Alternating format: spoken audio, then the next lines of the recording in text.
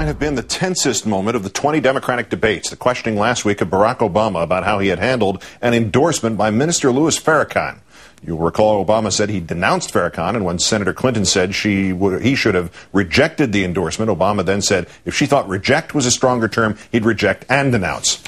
Our third story on the countdown tonight, John McCain has his own version of Farrakhan, maybe Farrakhan supersized, and his response is neither reject nor denounce, but something closer to, what's that, sonny?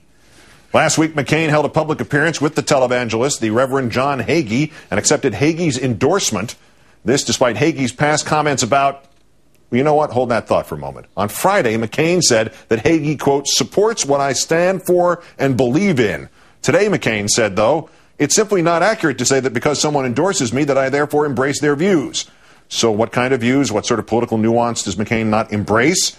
Hagee on Catholicism, quote, the great whore, a false cult system. On Katrina, quote, New Orleans had a level of sin that was so offensive to God, and they were recipients of the judgment of God for that. Specifically, quote, there was to be a homosexual parade there on the Monday that Katrina came.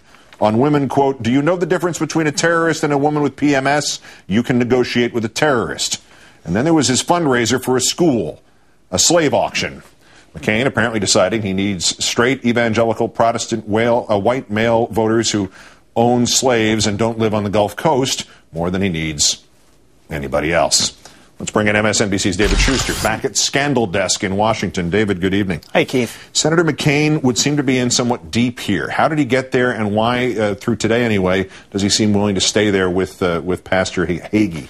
Well, Pastor Hagee leads a mega church in San Antonio. His broadcasts are seen nationwide by evangelicals, and his followers essentially match up with the demographic of those who are listening to talk radio, including Rush Limbaugh. So the thinking inside the McCain campaign last week is that given that Rush Limbaugh was pummeling John McCain for the apology McCain issued after that Billy Cunningham comments about Barack Hussein Obama, given that talk radio was pummeling John McCain for apologizing for that, the thinking inside the McCain campaign is, well, look, let's just go talk and let's appear with Reverend Hagee, and that will essentially cauterize the bleeding, staunch the bleeding. Now, given that Catholic organizations, the media are pummeling John McCain for what Hagee has said in the past, the thinking inside the McCain campaign is, well, look, we need to show evangelicals that we can stand up to the media, that we're not going to cave, we're not going to be soft. The irony, Keith, is that some of the media who are condemning John McCain include conservatives who don't like his views. Yeah, how are they going to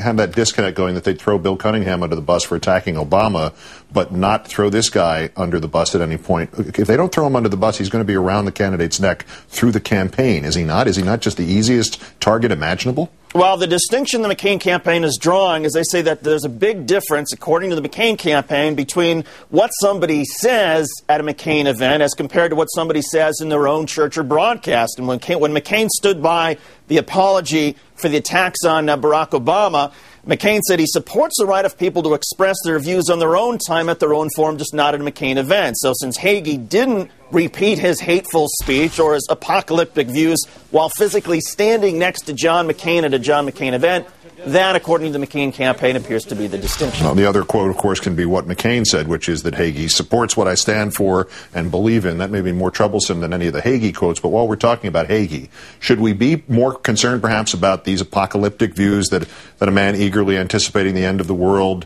calls nuclear war with Iran a certainty, wants McCain's finger on the button, and, implied that he talked to him about Iran a year ago? Yeah, I mean, a lot of Americans agree that Iran, armed with nuclear weapons, could be a threat to Israel. The difference, of course, is that Hagee and John McCain have very divergent views about the need to protect Israel. For John McCain, it's because, well, look, Israel is America's best ally in the region. But for Hagee, the idea is, well, let's keep Israel in a position for the apocalypse, and that if Israel is united, the rapture can happen, and all Israelis and members of the Jewish faith who aren't converted can be slaughtered and go directly to hell. I mean, it's all creepy stuff. And again, even conservatives tonight, Keith, say that this is something that is not going away, that John McCain is going to have to address at some point. I think they're right. MSNBC's David Schuster. Thank you, David. Thanks, Keith.